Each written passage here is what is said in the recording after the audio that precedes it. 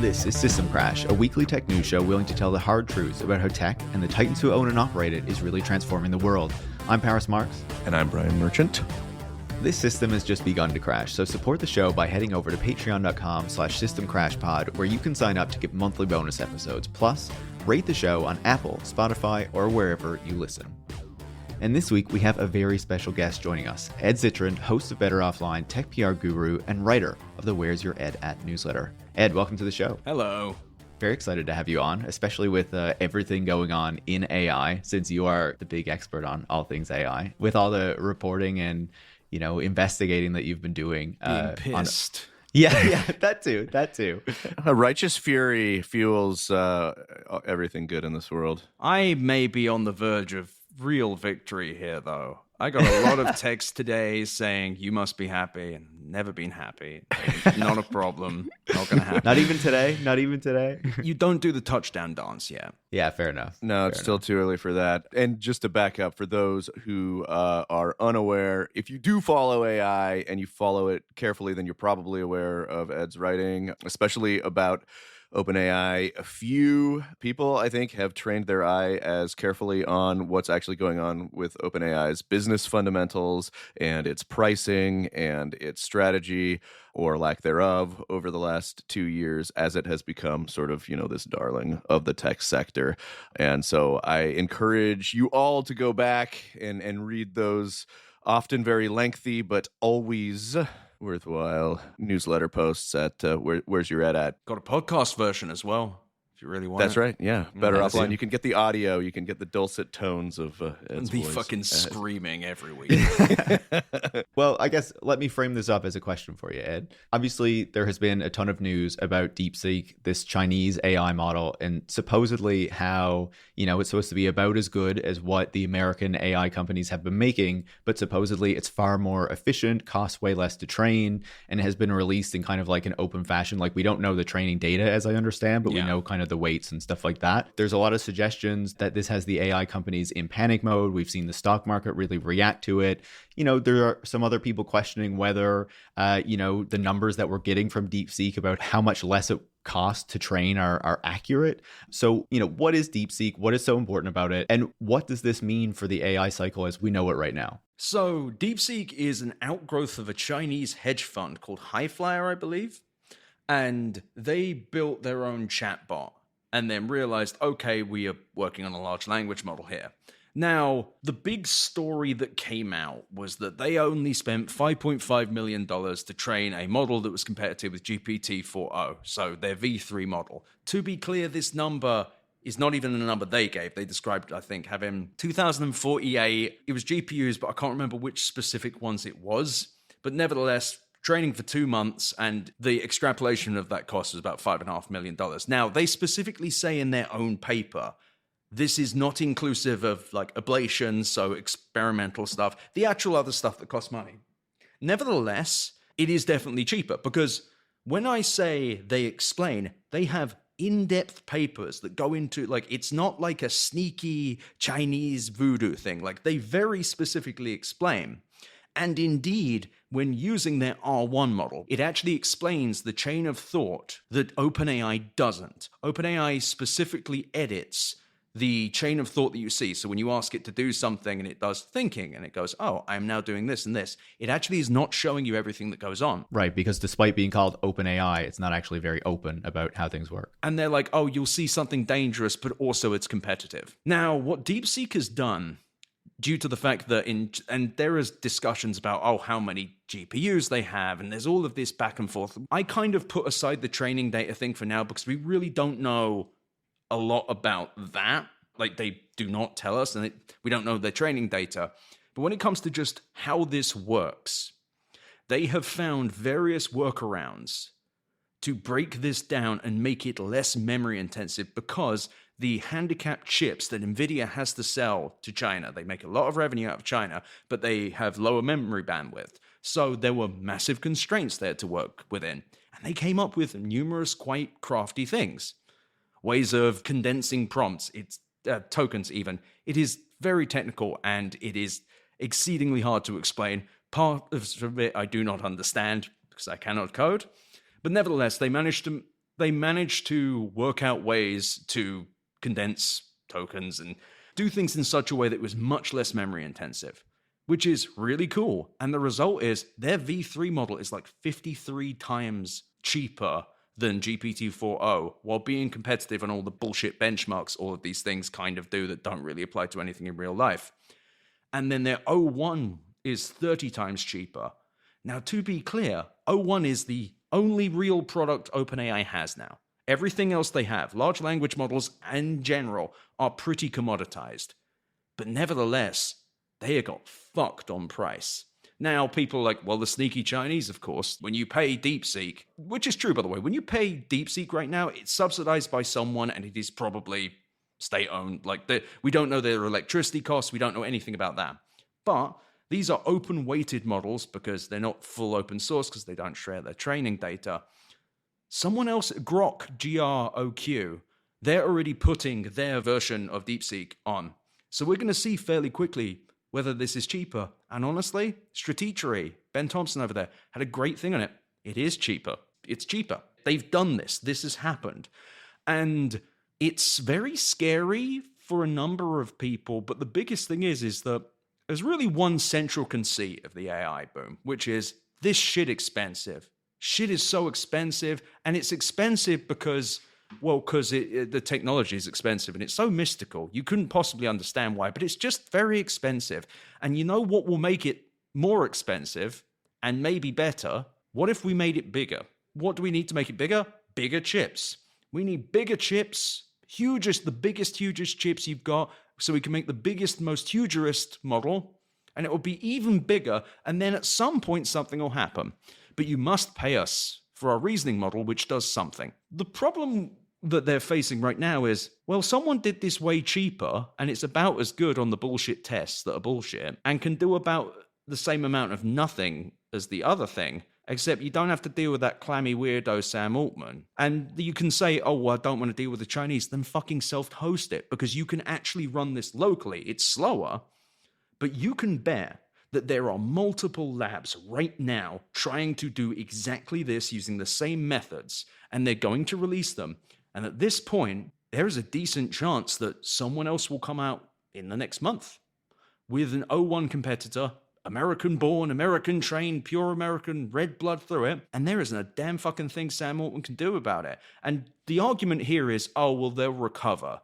But after today, what do they raise money on? What is the thing that Sam Altman raises on? Because Sam Altman, I don't know if you guys remember, but last year, Sam Altman actually rushed out their reasoning model. He said he rushed it to market to, and I quote, because he was eager to prove to potential investors in the company's latest funding round that OpenAI remains at the forefront of AI development. And I think we can safely say, no, they fucking don't. Yeah, I mean, that's the question. Where does it go for here? And just to underline one more time just what a leap this is, the figure that Sam Altman quotes for how much it cost to train GPT-4 was $100 million. So it's not like half. It has become incredibly commoditized at this point. And I think that is now like the future that we're looking at, right? Like we're looking at a future where for like 99% of the people who want to use generative AI, we're looking at something that is now like an open sourced commodity at this point. Would you say that's fair, Ed? Yeah, and anyone can, well, not anyone, you need a bunch of chips. Like you actually need a bunch of chips. Or you can just build on top of R1. Like there is this xenophobia going around that they're like, oh, okay, well, the sneaky Chinese could have secret Chinese, there's a Chinese person inside every instance, and they're going to pop out and steal your America. That isn't going to happen because no one fucking understands how LLMs work. They still don't. Like, China has not worked out how these things work in any way. The biggest thing as well is, there's a fair question, which is, what the fuck have you guys been doing the last few years? What have you all been doing? Why have you all made the same thing, and yet none of you made this? Why haven't you made this? 100%. That's 100% it, because there was like, you'd see around the fringes every once in a while, like it's like, well, we'll find more efficient ways to, make a model. But then that would just kind of get subsumed. What's going to happen with Sam Altman's Broadcom chip?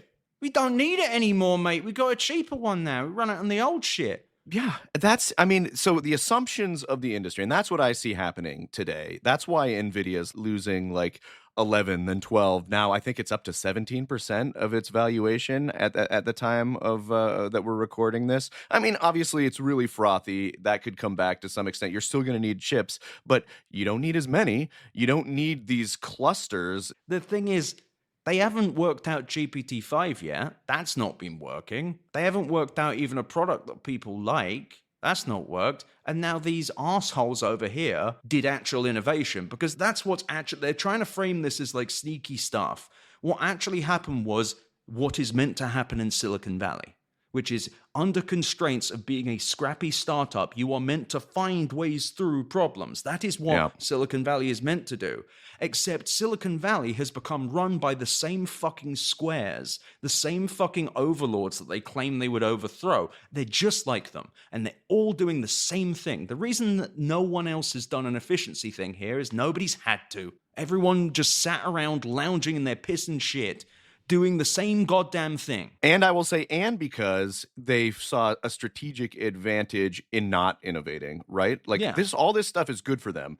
If they can get more investment from SoftBank, if they can sort of justify their perennial growth, if they can just say, oh, well, Gemini's the thing that we're doing now, and we don't even have to share you user data about whether anybody likes it because we're Google and we're already a monopolist. And this must happen. And this must happen. And then they're all of the legacy players are all too happy to sort of march in lockstep as long as it sort of suggests this trajectory of expansion that also justifies them getting more contracts. We see with the state, we see more plays in in education, and it's not just it's not even consumer facing. And that's what's interesting, is that so they're getting their lunch eaten on this consumer facing app where it's like, oh, this one's cheaper and faster, and it's not going to kill the environment as much. I don't care. The switching cost from ChatGPT to DeepSeek is essentially nothing for most people, and so boom, ChatGPT falls out of the top slot on the App Store. DeepSeek's at number 1. Yeah. Have you used it much, Ed? Have you used DeepSeek at all? No, because why? I don't fucking use LLMs. I use products. I use products that do things. I use products that actually work and are useful. The thing is, as well, is the most obvious thing can happen now. The most obvious thing, which is someone does this and just steals OpenAI's subscription revenue. DeepSeek is now top of the App Store. It's free. OpenAI makes 75% of its revenue from subscriptions. They don't make the majority of their revenue from actually selling access to GPT and their various models, which suggests that there isn't much demand.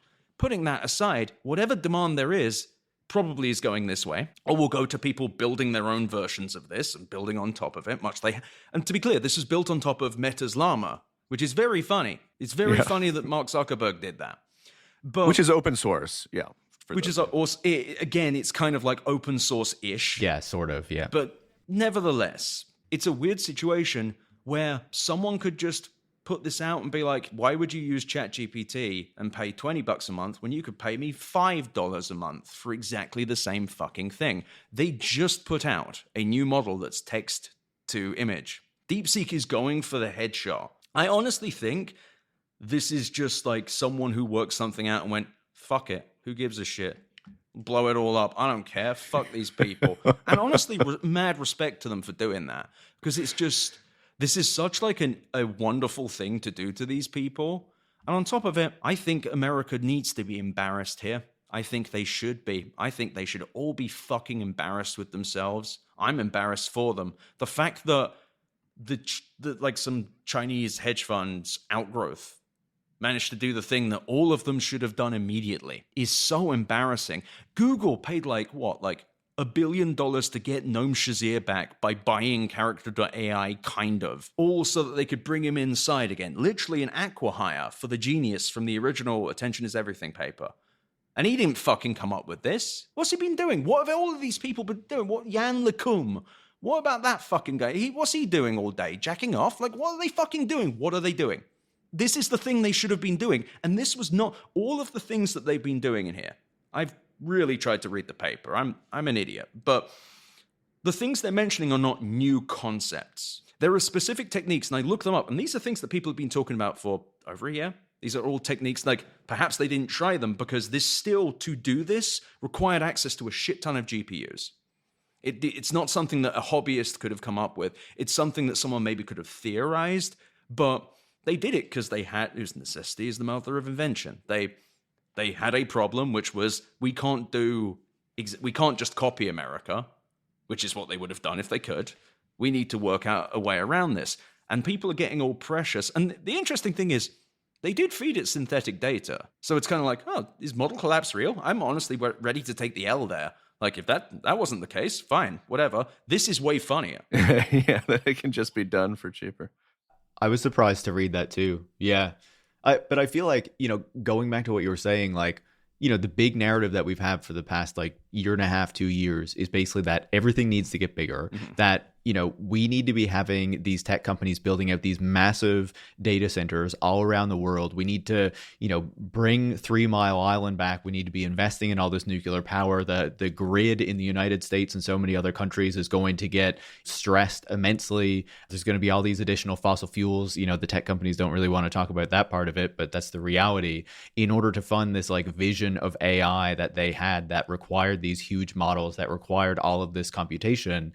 And, as you have been writing about, there were questions about that for a long time. You even had people like Goldman Sachs kind of questioning whether there was going to be a commercial payoff there last year.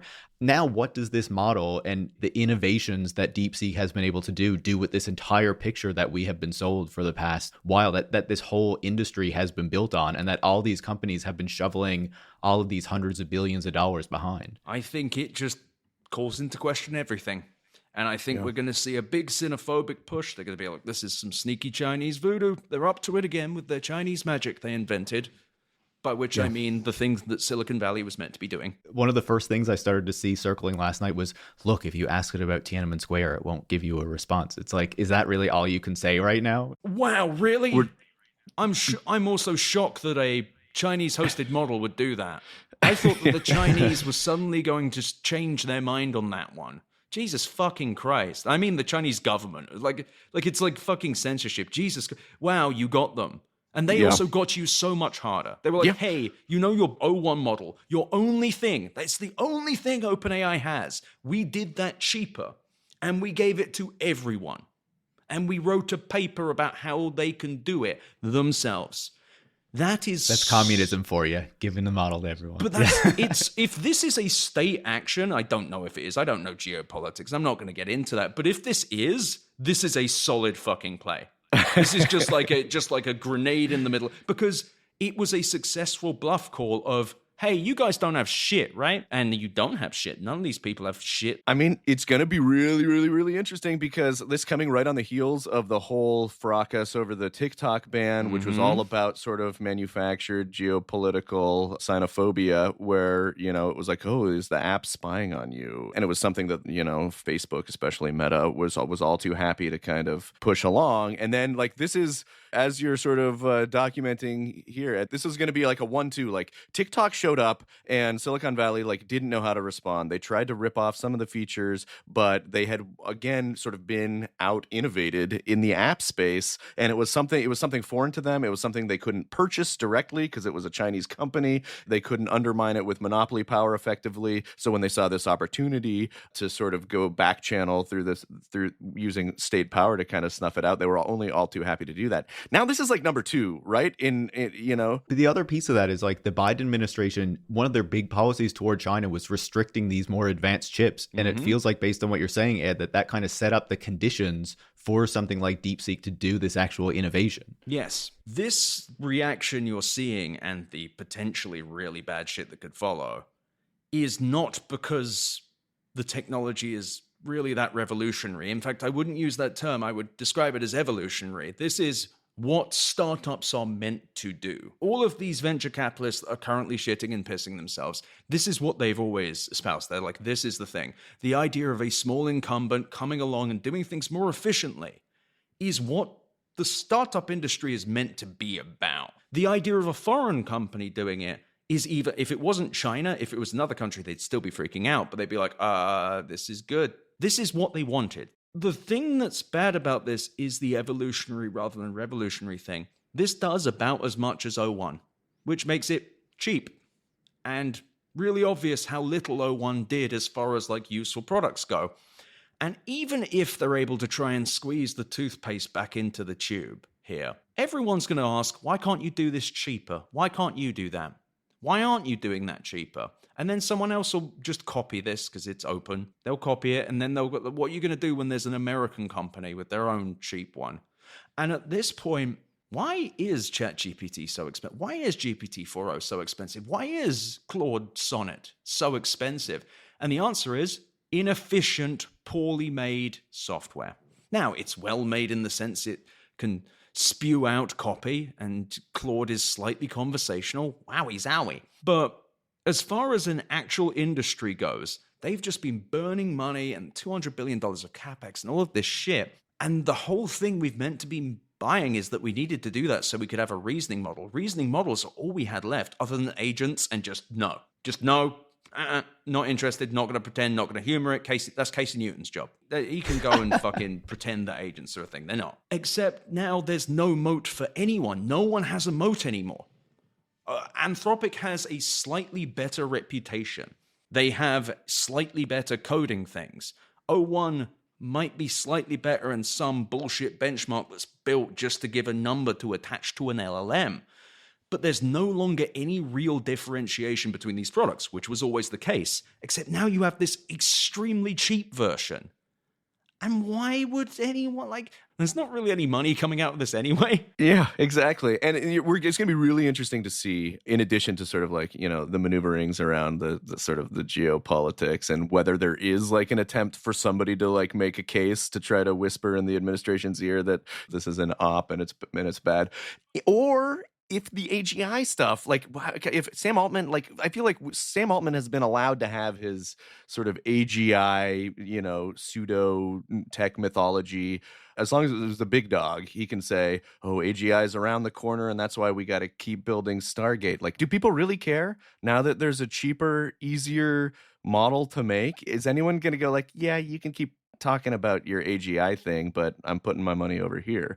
I don't see this framework that has been so dependent on Altman's ability to sort of generate institutional investor interest and sort of self-mythology really surviving this either, if I'm honest. Well, the irony is they needed it to stay expensive. Everyone needed it to stay expensive because only if it was expensive could you have the mystical moon magic of we need to keep getting $1 bazillion every minute, because otherwise China might build something identical and cheaper. No, they didn't. They really didn't see the cheap part. It's actually very funny that they didn't see that coming, because these fucking growth pigs, all they care about is growth, and they are built for growth at all costs all the time. And when you do that, you chase out the people that do things like maintenance and efficiency. You don't build things to last, you build things to grow. And so, they love the idea of a big fucking expensive piece of shit motherfucker that sucks. Because everyone can build the same motherfucking piece of shit, and then you can keep lying about what it'll be. And it's predictable too, right? It's next year we're going to need this many data centers. Yeah. We're going to need this. And then it's also useful because you can, at generating buy-in, because reading some of the reporting on this, because what else has also tanked in valuation besides NVIDIA? It's also the utilities and the gas companies who are suddenly oh, well, we had justified, expanding our demand or recommissioning some gas plants for additional capacity that we were otherwise going to shut down because AI was going to need so much energy. And now Wall Street's saying, oh, well, no, you don't. And Constellation, I think, tumbled by 20%. So much of this is vibes-based, though. It's people that don't know what they're talking about buying from other people that don't. While Jensen Huang says, buy more. If you buy more, you can buy more, and then I have more money. And pretty much NVIDIA's whole thing has been, and they've had real trouble with Blackwell, the latest generation. Their whole thing has been things are only going to get more expensive. And that's good, because then you could buy things from us. And all the hyperscalers liked it because they're well, we own the revolution. We have the monopoly over this quasi-useful tech that sometimes does stuff. But it needs to be expensive, and we're the only ones that can do it because we're the only ones with the scale to train these models that require us to have all of these data centers and all of this money, which is why we need to control the future because only we have the money and the infrastructure. By undermining that and saying, actually, I don't need all that fucking infrastructure, or I need less of it, and actually, I don't need more chips, I need what we've got right now. And in fact, based on how DeepSeek's made all of this, they probably don't even need the latest gen or even the last gen. They have worked within these constraints that American developers don't have. So at this point, you get to the funny apologists who are like, actually, this is great for AI. It's great for AI. What's going to happen now is everyone's going to have AI. Everyone's going to be able to do their own models. And that's when the money starts. And you may think, how does that work? Well, have you ever heard of the race to the bottom? And, well, that's a good thing. And to quote Crud Bump's Race to the Bottom, that's where the money is. So when everyone lowers their prices in the race to the bottom, everyone makes more money. That's generally how it works. When you have everyone selling the same thing for as cheap as possible, everyone's making more money, I think. It's either that or the complete opposite. Sorry, on that point, Ed, like late Sunday night into Monday morning, Microsoft CEO Satya Nadella was tweeting about Jevons paradox. You know, this notion that when things become more efficient, the market for it grows. Hell yeah, bro. Like, this seems like big time cope on his part, but what do you make of it? Oh, no, that is definitely like breaking up with your ex and posting like a gym picture. Like, that's like I'm doing great, actually, through tears. And that was like 2 days after him at Davos when they were talking about Stargate. Him being like, he was like getting hit up when he was being given a softball interview by Andrew Ross Sorkin. He was like, well, yeah. He was like, I have my like 60 or 80 billion dollars. Like, I'm pretty happy with the 40, 60, 100 billion, 200 bazillion that I've been putting into this. That's great. And I'm fine. And I'm great. And I love that Sam's actually seeing other people. It's an open relationship. Poly! Yeah. It's a poly situation. AI has gone polycule. What we've been kind of circling around and talking about this whole time is basically, I think, reflecting how, Silicon Valley has developed into this sort of like pseudo, state apparatus. I mean, it was sort of made obvious with the Trump inauguration, with all the guys in the same room. There's just increasing amounts of money that they're throwing around to make any of these projects happen, anti-competitor behavior left and right to keep things out, that when a Chinese competitor comes along and just like sort of just blows everybody away because they're actually innovating, as you said, it's this big surprise. But it really has become this like project that is so tightly wedded to the state. It's like, it's monopolistic. Its CEOs and founders are now like oligarchs and it's operating on this plane. And nothing better evidenced this than the Stargate project that I think it's so funny that it was announced just last week. You're talking about, like, we don't actually think this is like, any state intervention on China's behalf, but that's another piece of evidence that makes it so funny if it was. Like, here's the thing. DeepSeek came out in like late November. Like, it's been around for a minute. Do you know why like it's taken so long for people to really catch up to what's been going on there?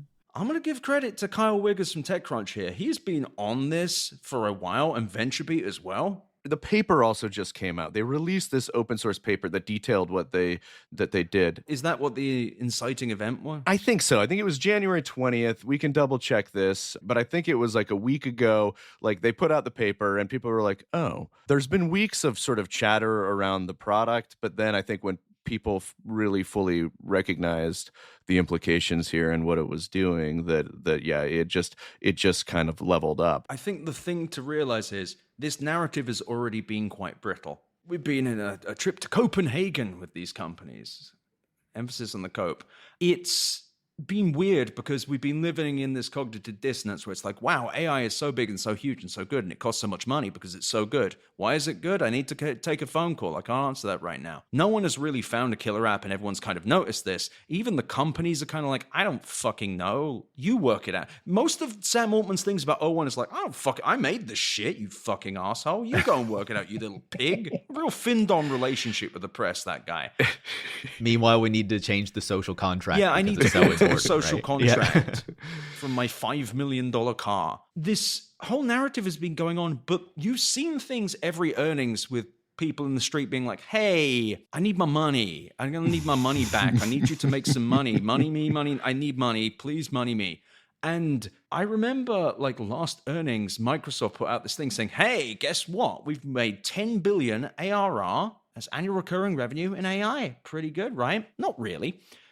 Two important details. Number one, there is no unit of Microsoft's business that involves the word AI. They've got other productivity in something else, and Azure Intelligent Cloud. Those are their business lines. There is no AI line. So what they're doing is they're smushing together anything with AI taped to it. And they've got $2.5 billion a quarter. That's dog shit. And also, I should just be clear, that's revenue. They're not saying profit. It's not profit, no. So you've had this very shaky narrative with nothing to really... people being like, look at ChatGPT. It's like, okay, I've been looking at it for 2 years. Is it going to do something yet? And it hasn't.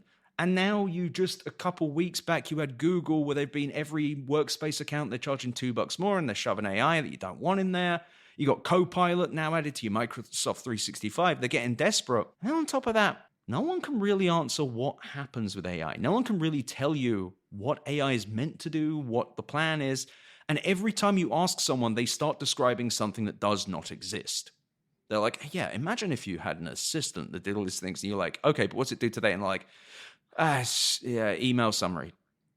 It's like porn. Getting the news wrong on Apple News. Like giving you a notification that says you've been murdered because you mentioned like today was murder. Everyone's kind of thinking about this and they're like, oh, I don't love this. I don't love how this feels. This stuff's annoying. But you know what? This is AI, right? We've been shoving all this money that will obviously turn into more money, right? It's early days. It's going to get better. Yeah. And then you get the other thing, the other problem, which is this worked before.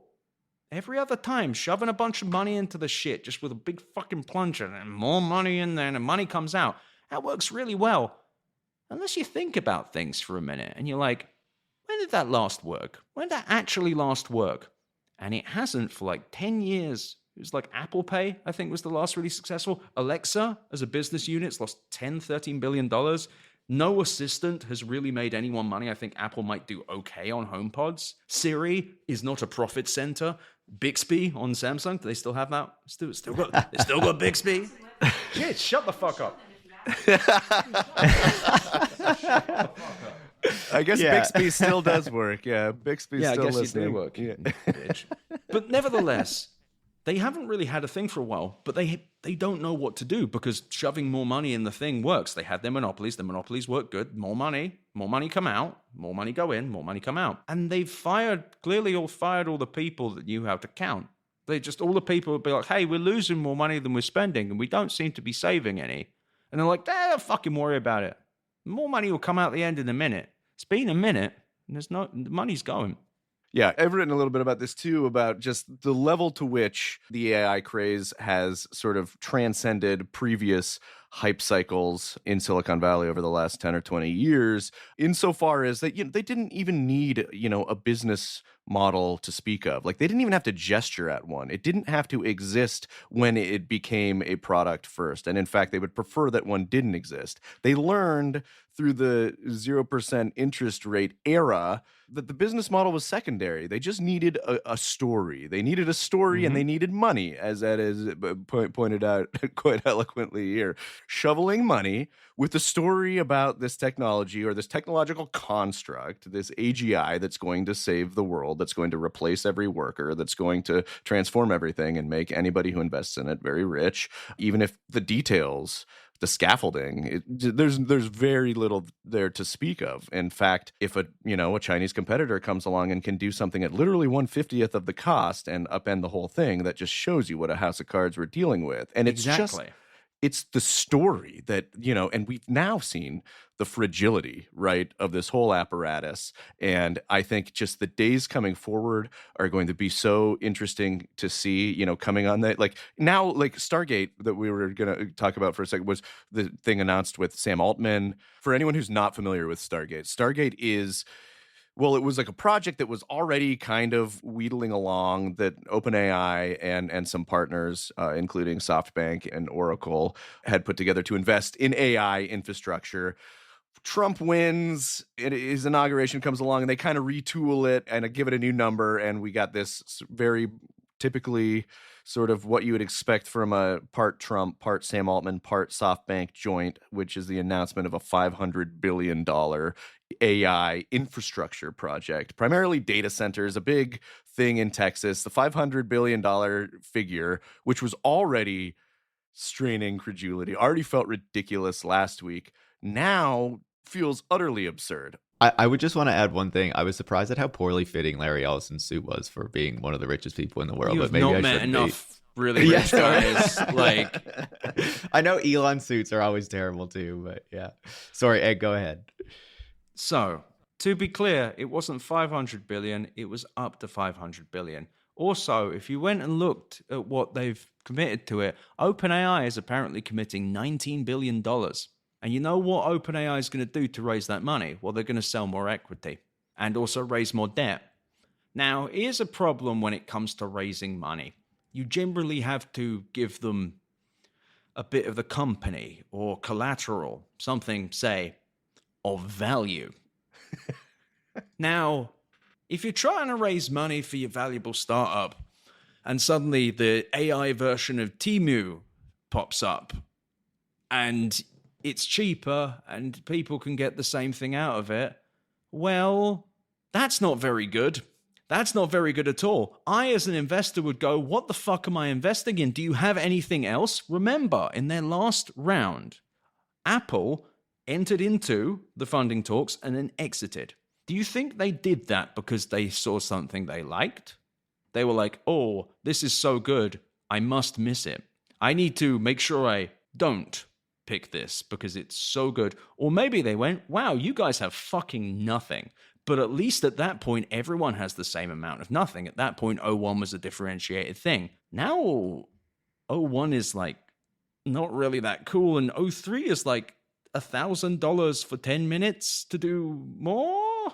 That's so ridiculous. That kind of pricing. Oh my God.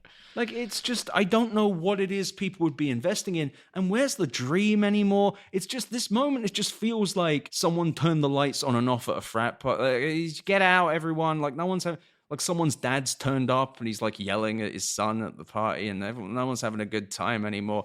It's just, the vibe has shifted. And the vibe has shifted the vibes are foul now. They're fetid. And Sam Altman is not actually a good storyteller. He isn't charming. He isn't interesting. Travis Kalanick was good at it. Better than fucking Sam. Mark Zuckerberg's pretty terrible about it. You really haven't got the charm squad right now. Sundar Pichai? Imagine Sundar Pichai. The only chance he's getting a charm is getting Nilay Patel to interview him again. Oh, don't touch my phone. It's so strange, and I cannot wait for the Casey Newton article on this. It's going to be so fucking good. It's going to be like, why OpenAI will still win. This is Anthropic's big moment.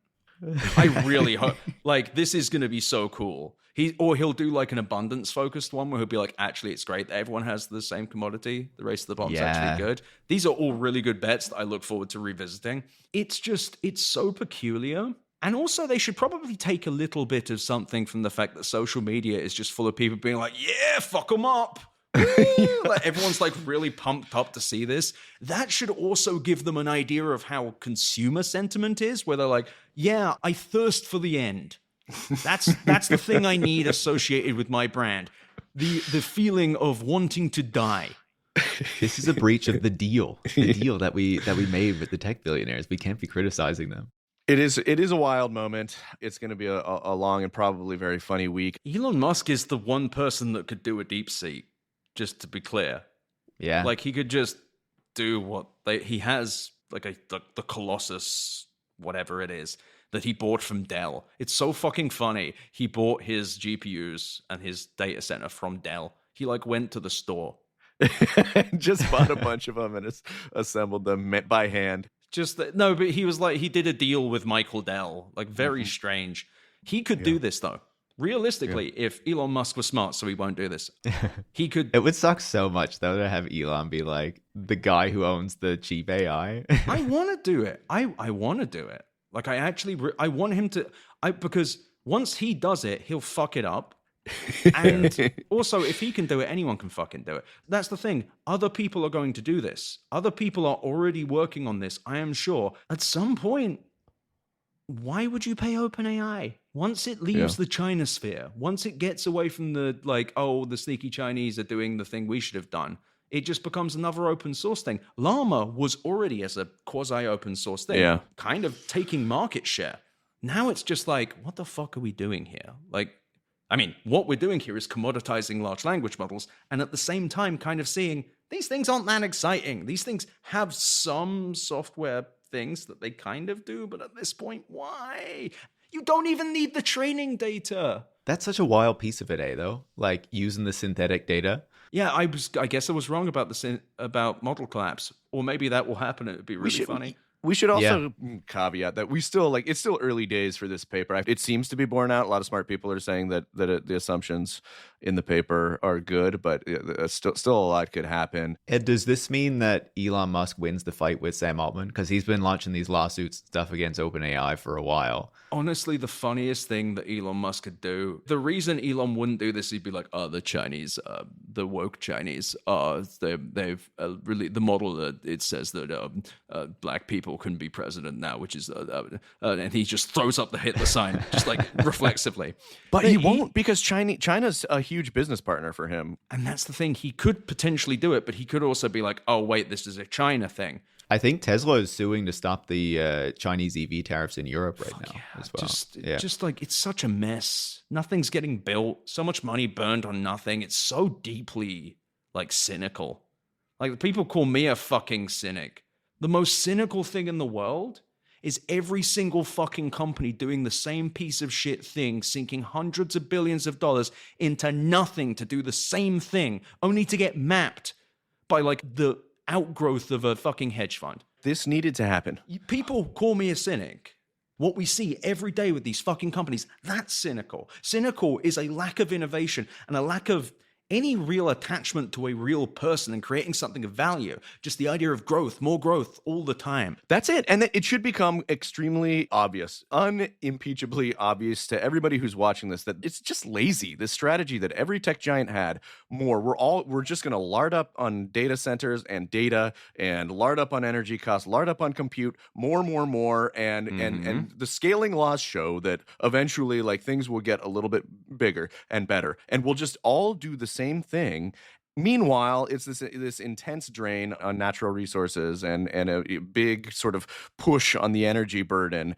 And I think this moment had to happen, right? Because it's stupid, right? Especially as you're pointing out, Ed, like the products are by and large interchangeable. So you have the 5 biggest technology companies on the planet just building out their data centers to make chatbots. Like, I feel like this is going to be looked back on, if we are able to look back at this era at all in our dystopian future, as just like this hallucinatory fever dream, where that mindset that you are articulating right now of just like growth and the concentration of power at all costs is just hit the gas until somebody finally pulled out the right Jenga block. And I don't know how, far down it's going to tumble right now. I don't know how much like the state is going to intervene with its favored players to make sure that things, don't fall apart too quickly, if it even falls apart, or what's going to happen next. But I do think like that this moment is such a reflection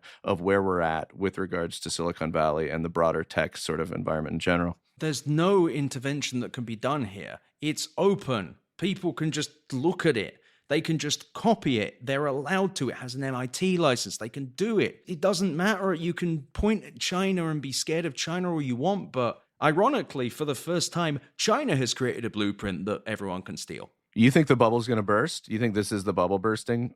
I think that this is the beginning of it. I think it can be quite slow. I think all of this can be quite slow. But I will tell you, I haven't seen people shit their pants like this in a while. I haven't seen people shit. This is panic zone. This is NVIDIA, the biggest, sexiest stock of all time. And maybe it recovers it tomorrow. Sometimes fun doesn't happen. But they lost nearly 17% of their stock price today. They got drilled. They don't have an answer beyond, I think Jensen put out a thing where he was like, yeah, well, people are always going to need GPUs, baby. And it's just like, okay, thank you, Jensen. Great stuff. Great stuff, Jensen. I love what you're doing with this. But I mean, where does this go? How does this go anywhere? Where does it, like, what do you just going to keep feeding money into the machine? But on top of all of this, there is one big myth that's finally fucking gone. And we kind of touched on it earlier. And that's the myth of the magical silicon. The magical silicon that was going to come along. I was talking to a venture capitalist about 6 months ago. I'm like, where the fuck's this go, mate? And he was like, well, silicon will catch up. Which is fucking wild because that was never going to happen. Instead, someone outside of the con was like, I could probably do a better con than this. I could fucking... And I truly don't know what to say. Like, DeepSeek has already got market share. I've already spoken to founders who have moved to DeepSeek. Like, they're not scared of China. They're just like, oh, it's fucking cheaper. You think any of these people have brand loyalty? God, no. They hate OpenAI. When you have a clammy weirdo who lies constantly, why would you be loyal to that company? Fucking losers. The lot of them are losers. They're so charmless. There's no charm. There's no smarmy creep to kind of fix things. No, they've not got anyone who can sell anything other than crap, because the whole economy is held up by people that don't have real experiences, don't experience real problems, and thus have no idea how to fucking fix them. And this is the ultimate version. This is what we get. You know, what happens after this is like thoroughly commoditized? When AI is demystified, it becomes what it is, something that some people find useful for automating certain tasks, or for like niche purposes, really useful for writing summaries or sending a marketing email or whatever, but without the strength of Silicon Valley working overtime to like sell it as, you know, the birth of a new technological god. You just got back from CES and you did a great series with Better Offline and digging into, you know, what was going on the floor there. And it was just, you know, predictably sort of the year of AI. Every toaster had, you know, like had an AI component into it. So it's like suffused into sort of the commercial tech and consumer electronic industry. Do you think like that's the peak? Do we get another year? If AI becomes a commodity and everybody can use it, it's no longer so exciting to the billionaires. Where do you see AI, you know, come next CES? I don't think it's going to be there at all, or it's going to be there in a kind of half-hearted way, because what happens next is really good. It's pure. We're in the pure chaos zone. It's very clear that all the hyperscalers thought that by now something interesting would have happened, and they have no plan otherwise. None. So they're just kind of like biffing their heads together and being like, well, what if we had more? What if there was more stuff? Bigger now? So this gets commoditized is what happens. And maybe we see more AI and more things, but I don't think we really do. I actually think we see a little bit of a retraction on that. I think you're going to see people be like, oh, we can add it, and it's cheaper, and consumers don't really like it, but I guess we just have, it becomes like a cloud compute solution that you just see bolted on.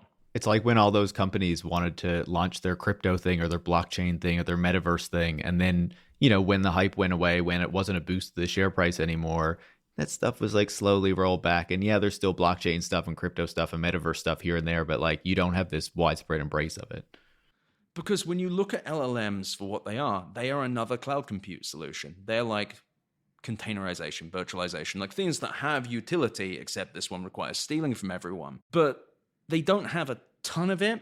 They have these big problems. And when you take away, because the question with all of this that I still haven't had answered is this profitable? We still don't know. That's one kind of open question. If it is, well, that's good for them to an extent, but they still can't really find a way to make it good. And what are they going to do if they make it profitable? They're going to like charge less for it? No, they're going to charge the same amount. They're going to have to discount it. And then the problem's going to be, well, eventually someone's going to do this like a loss leader. It's going to go from being unprofitable for bad reasons to being unprofitable for sillier reasons. It's going to be like, we're going to do this to outprice each other. It's going to become a commodity that's quite cheap. And that's good for AI in theory, because it means that AI will proliferate more, surely. As long as AI had a use case, right? Did we get a use case when we were doing... Anyone do a use case? I think we floated by a few, but they're niche, right? They're all niche, and that's the thing. They're all niche. There's no killer app. Yeah, I mean, some people like ChatGPT. Like, yeah, like people use it. It has tens of They millions. use it because it's everywhere, and everyone's exactly. It's like they're using it instead of Google, but that's bad. It makes people less informed, less. It gives them fewer citations and worse understanding of knowledge, and sometimes just gives them the wrong knowledge. So yeah, I think that like they may like it, and there's a product that they use, but it's not a societal gain that we've replaced Google or whatever for some degree with ChatGPT. it just isn't a thing. And it goes back to what we were talking about earlier, where it's like, this was a big deal because there was so much money in it. When you take away all the massive investments, because there's no longer a great justification for them, there's not really a reason to do all this money, because money isn't coming out. And now the question is, well, money wasn't coming out. Why are we putting so much money in? We don't need to do that.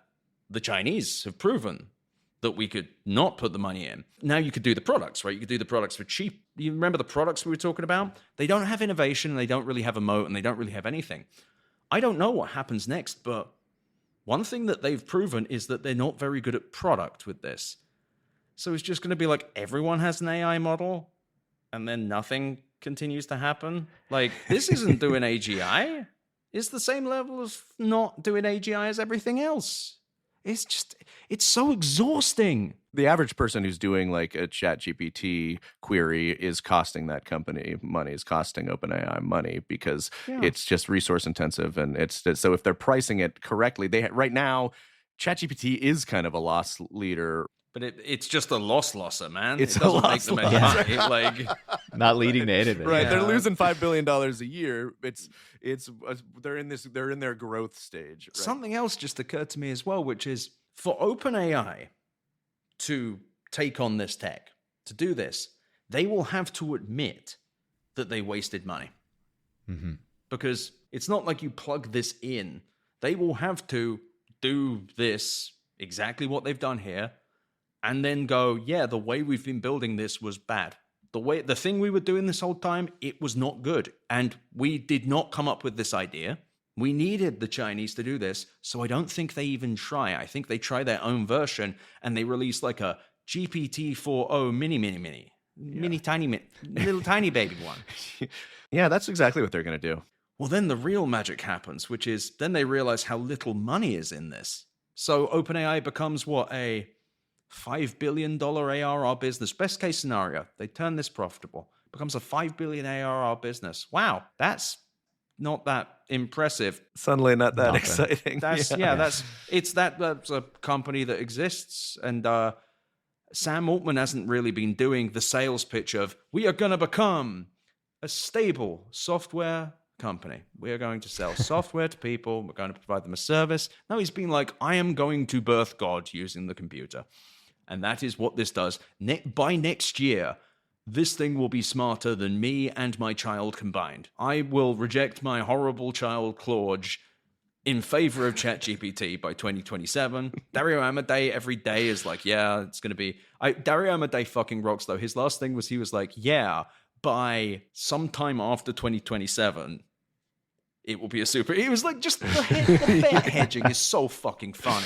But at the same time, though, even if they bring the costs down, what's the argument here? We're going to put more money into the shitty fucking expensive thing that sucks, and that will turn into a new thing? Like, there's no real argument anymore. It's such a demystifying moment for AI, generative AI, OpenAI, NVIDIA, all of this stuff that, you know, we've been collectively, and the industry has been like obsessed with for the past 2 years. I think I see the wind. I see the wind going out of the sails. I do see it. I do see this as a moment. I mean, it could be. You can never doubt the capacity of these companies to construct or to try to construct a new mythology and try to shovel it onto everybody. And the eagerness by which so many, you know, in the media and observers and tech consumers will sort of repeat that hype. So that's a big piece of the puzzle here too. But I do think that this is a chunk, again, like a Jenga piece that's big enough to have been pulled out to like force some real reckoning in a way that we haven't seen, you know, in these last 2 years, despite our best efforts, despite Ed's best efforts with his megaphone out there.